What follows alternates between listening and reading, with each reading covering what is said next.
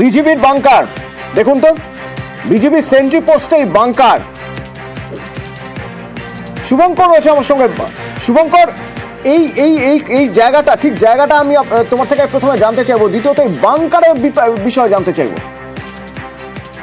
দেখো যে আন্তর্জাতিক নিয়মই আছে যে কাঁটাতারের যে 0 পয়েন্ট আছে, সেই 0 পয়েন্ট থেকে 150 গজের মধ্যে কোন রকম নির্মাণ কাজ কেউ করতে পারবে না, বিএসএফ বা কোথাও বাংলাদেশের সীমান্তরক্ষী বাহিনী।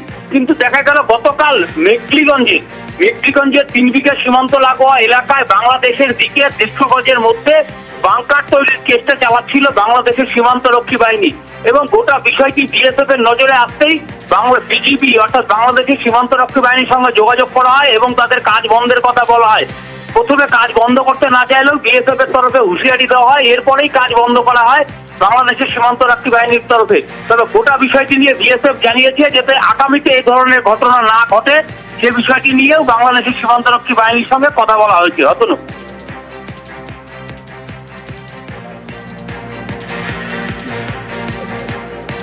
ঠিক যেখানে কোন রকম কোনো আনাগোনা বারণ, কোন রকম কোনো অ্যাক্টিভিটি বারণ, অর্থাৎ সেই no man's land, BJP sentry পোস্টে দেখা যাচ্ছে যে একটি বাংকার তৈরি হচ্ছে। এই নো ম্যানস ল্যান্ডে নিয়ে গিয়ে নো ম্যানস ল্যান্ডে বাংকার তৈরি হচ্ছে। মেখলিগঞ্জ সীমান্তে জিকাবাড়ি এলাকায় 2টি বাড়ি তৈরি হয়েছে। এবার এই বাড়ি কিভাবে তৈরি হয় নো ম্যানস ল্যান্ডে?